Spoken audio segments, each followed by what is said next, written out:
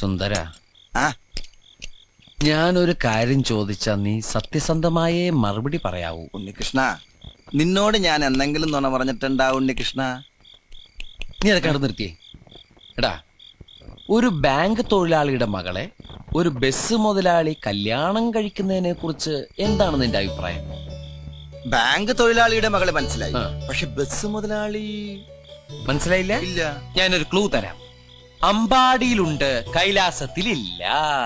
അമ്പാടിയിലുണ്ട്, കൈലാസത്തിലില്ല. Beef fry. Beef fry? ആ, അമ്പാടി ഹോട്ടലിലുണ്ട്, കൈലാസ് ഹോട്ടലിലില്ല. അത് വെയിറ്റ് ചെയ്യുന്നല്ലേ? അപ്പൊ അതൊന്നുമല്ല.